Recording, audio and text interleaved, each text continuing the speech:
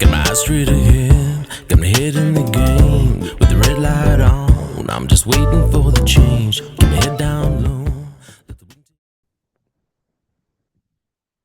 Hi, Jay Fallon. Thanks for listening to Slippery Slope. It's now the 8th of January, 2025. Still blows me away this 2025. Hey, this story I want to go through, police story coming out of South Australia. There was a shooting. Police fatally shot a person, a male person. The story, just want to go through the story and just go through a few points. And what I want to bring up is something that's this isn't to criticize the officers who were involved, but it is something that bugged me when I was in QPS. You can see that there's issues, there's things that police, obviously, this is South Australian police we're going to look at, but there's police all across this nation. There are standards, there are tactics that they have that they need to change. They need to fix some training areas in training. They need to fix some of their different tactics that they have. And we see these issues come up, and then it's like, they're forgotten about. A couple of months later, another thing will happen again, and you go, oh, yeah, we should have fixed that. Then gets forgotten again. So this is what really interests me about this story more than anything else. So yeah, it was a fatal shooting down in South Australia. Okay, so this came out on ABC News. Police who fatally shot armed man took necessary steps, the commissioner says.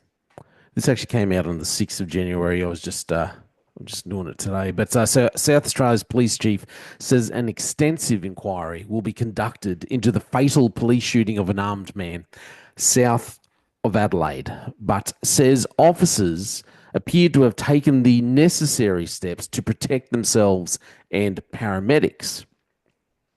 So the 40-year-old man died at the Flinders Medical Centre after being shot by police at a home on Highfield Drive at Cragburn Farm, where 4 officers arrived just after midnight. South Australia Police Commissioner Grant Stevens, who said he had watched body cam footage of the incident, said officers were responding to a report the man had self-harmed. The commissioner said more than one officer discharged their firearm, and the full circumstances would be the subject of an extensive examination led by a senior police investigator. I can say, having watched the body-worn video, that this was a highly stressful, dangerous situation.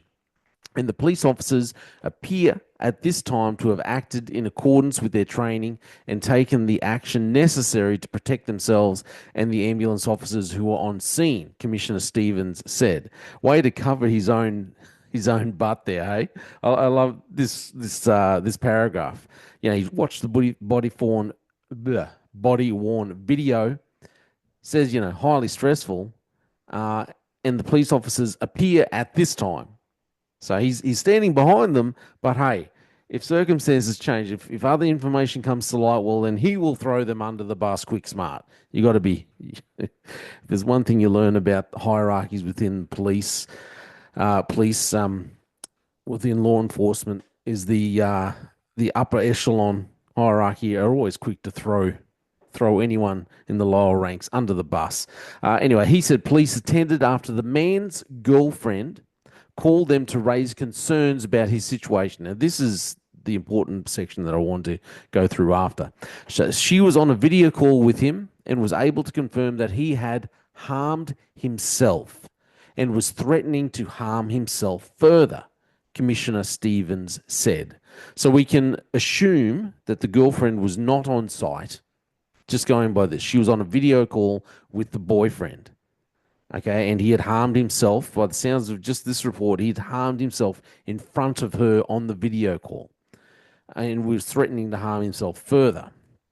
So he said when police arrived, the man was armed with a knife and police were compelled to act in self-defense.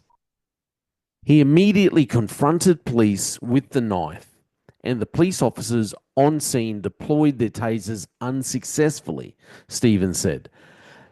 The man continued to charge at police, and as a result, police fired upon the man, and as a result, he was fatally wounded. Officers were not injured during the incident, police said. This is a picture of the police commissioner, Stevens.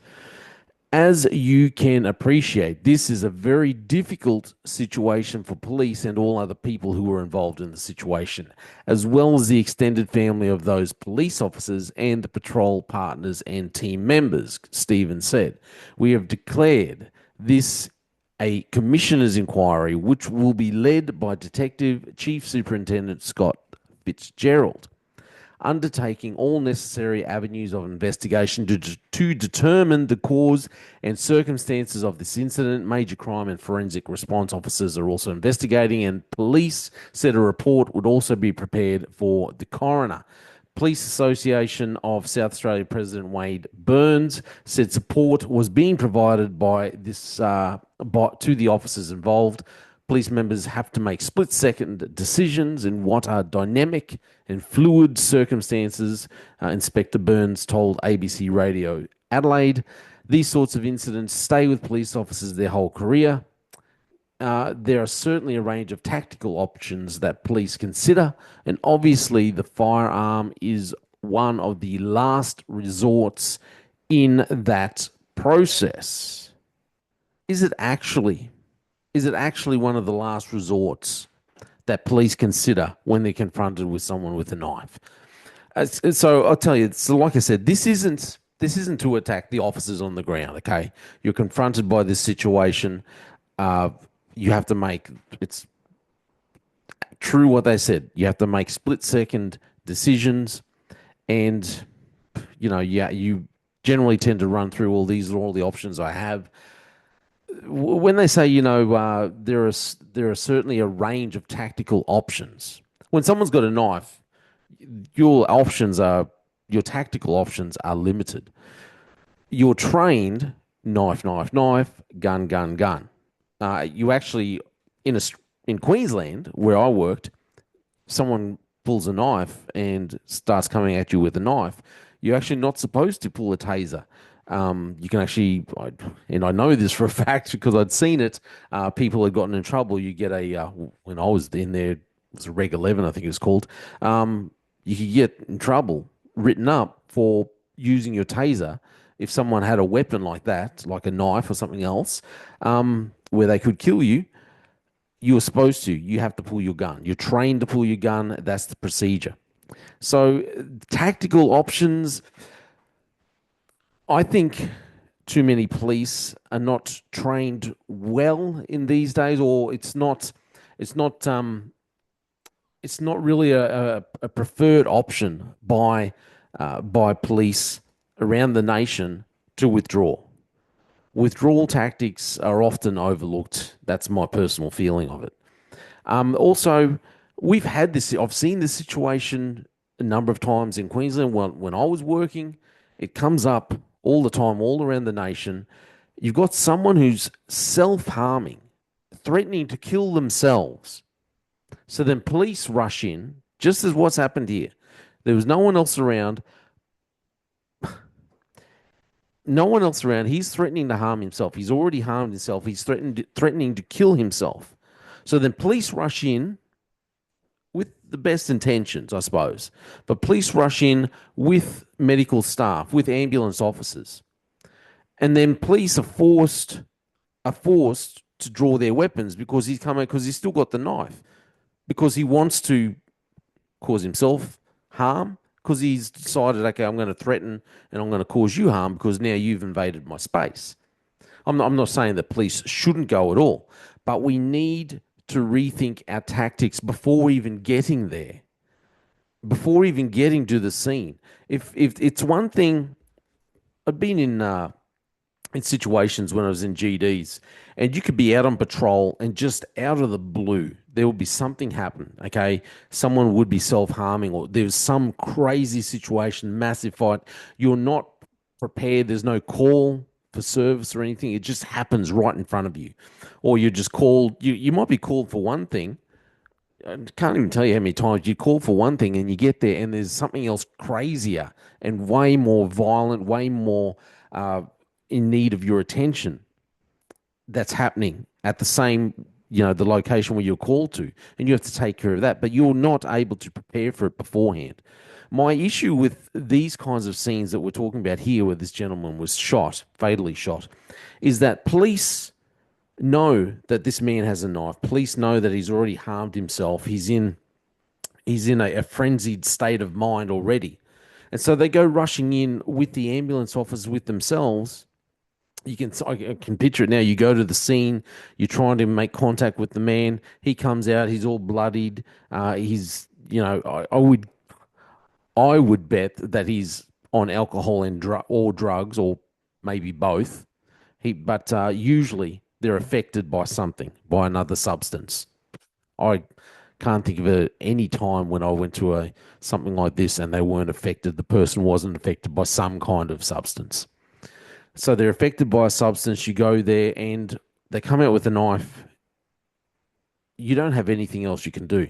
But my issue with this is with training. We've seen this happen so many times. Surely, with all the big brains in leadership teams around Australia, in law enforcement, surely someone has sat back and thought, well, maybe sending police general duties like this into a situation is not the best thing we can do. Maybe instead of sending them in with just your general accoutrements, if we know we're sending them in and someone is there and they're self-harming, maybe we have to send them in with the beanbag rounds. Maybe instead of just your normal tasers, we have to send them in with the other shotgun taser pellets that you get.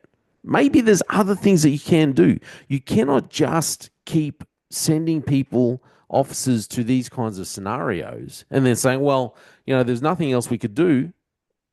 He pulled his knife, he came out. That excuse might fly when it's just happened and you weren't expecting it.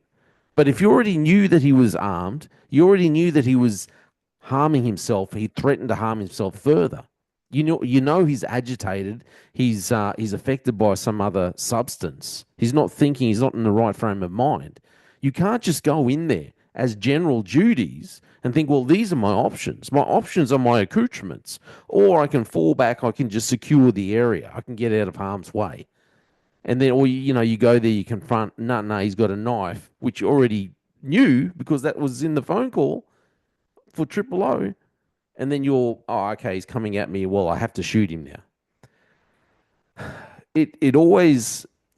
I remember thinking about it. I can't remember the specific situation. I remember something similar happened when I was in GDs, and thinking, well, the person wanted to kill himself, and then we've gone around there, as in the police. We, the police, have gone around there, and instead of him just killing himself, we've gone around there and we've just shot him in the end anyway. And now we're all feeling bad because, we didn't want to shoot someone. Again, this didn't happen to me personally, but it just happened. And I was thinking, well, we, the police, end up shooting him. So now everyone feels bad because, we've shot someone. But surely there was a better way. Surely there was a better tactic. We already knew that he was armed. He wasn't in his right frame of mind. He was highly agitated. He was on some kind of substance. Surely we don't just go round there as general duties and confront him and then be surprised when he's got a knife and then have to shoot him. Surely there's another way. Like I said, I'm not doing this episode to criticize those officers on the ground. They're doing what they're trained to do. And this is my point. There's got to be better training. Some of the issues that I've had over the last couple of years watching police, and I'll speak more specifically about Queensland police, is you could see police that they were recruiting because the attrition rate has been so high, because there's such a necessity to get more officers in because we're just losing way too many. They started lowering their standards, but they've also been lowering their training standards as well. But we need to be thinking more outside the box. You cannot just, okay, they sent what, 4 officers there. Surely someone's looking at it going, well, he's already armed, he's already dangerous, he's not in the right frame of mind, he's by himself. there's something else we need to do. Otherwise, we're just going to, if you know he's already started harming himself with a blade, well, then you can't just send general duties officers around there because it's going to end badly. Now you've got officers who are affected because they've been put in that position, confronted with someone, and they've got no other option, possibly no other option, very limited options, and they've had to shoot. So I put all this back on the hierarchy and on training. I've seen this happen before.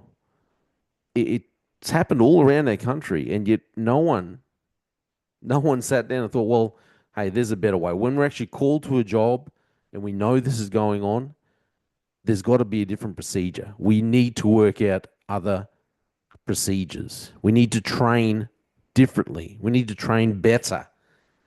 We can't just say, well, there's a wide range of tactics. This has happened before. It'll happen again. People who are not in their right frame of mind will continue to be shot by police, unfortunately, because the leadership teams aren't training our police properly and because they've lowered standards. And we just don't have police who can.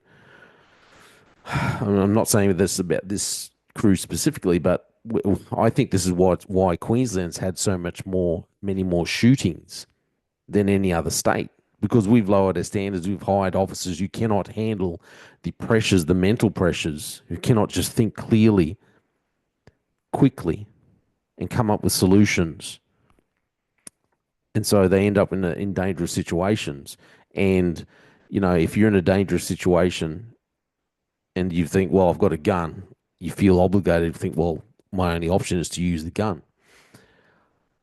I feel very bad for these police. I hope everything goes all right for them. But I think the investigators should be looking at the training, the trainers, and the leadership team within South Australia.